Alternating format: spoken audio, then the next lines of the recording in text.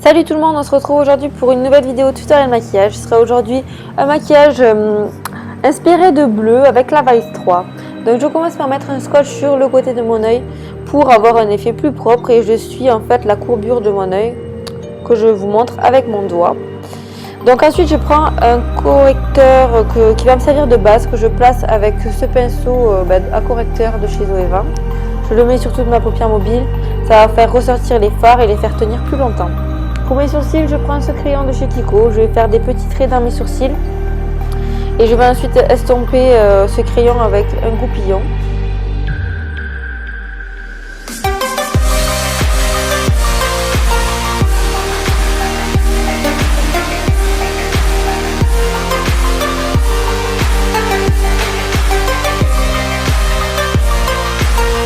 Je vais prendre ce crayon bleu de chez Kiko qui va me servir en fait de base, mais très précisément je vais suivre le côté de mon scotch pour remonter juste au-dessus de mon trait de paupière et je vais tracer un trait jusqu'au milieu de ma paupière à peu près.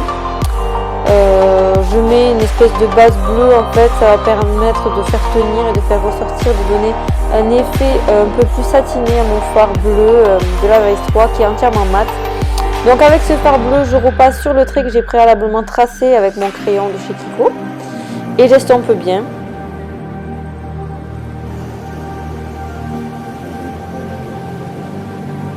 Quand on fait un maquillage, notamment un maquillage chargé, il ne faut pas hésiter à estomper le plus possible pour que les fards soient le plus fondus possible et qu'il n'y ait pas de démarcation, que ça fasse un effet fumé naturel.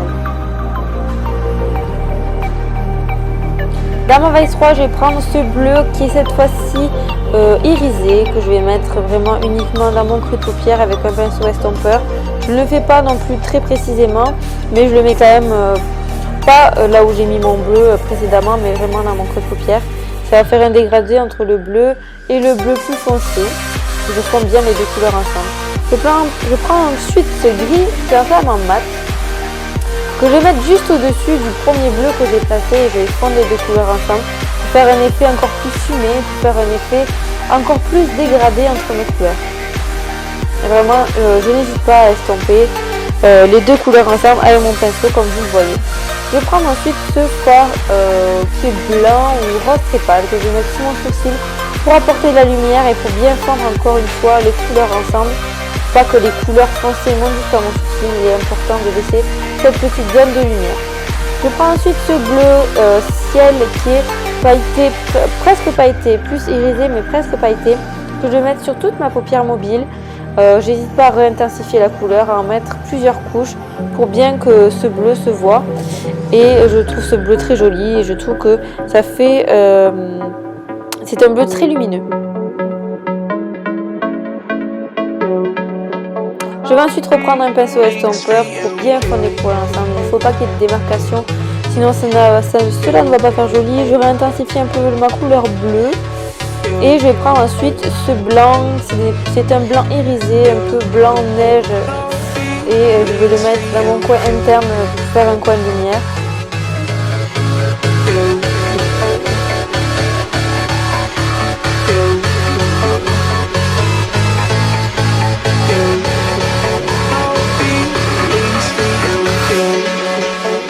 Je reprends mon crayon bleu de tout à l'heure et je vais cette fois-ci le mettre dans ma piqueuse inférieure. Avec le bleu que j'ai utilisé en premier, je vais prendre ce pinceau plat et je vais le mettre très précisément sous mon ras de cils inférieur. Ça va permettre de faire un rappel de couleur entre le maquillage qu'il y a sur ma paupière et faire un rappel en dessous de mes cils pour pas faire un effet trop chargé en haut et rien du tout en bas. Donc je prends ensuite mon eyeliner de chez Golden Rose que j'ai acheté sur le site Cookies Makeup et je vais donc tracer un liner à l'aide de la démarcation qu'il y a grâce au scotch et je vais ensuite descendre vers mon coin interne. Je passe ensuite au mascara, c'est le mascara habituel de chez Kiko. J'en profite pour vous dire de me rejoindre sur Instagram, c'est le même nom que ma chaîne YouTube. Et je poste régulièrement des photos de maquillage, de mes tutos, des informations sur ma chaîne. Et voilà, rejoignez-moi sur Instagram.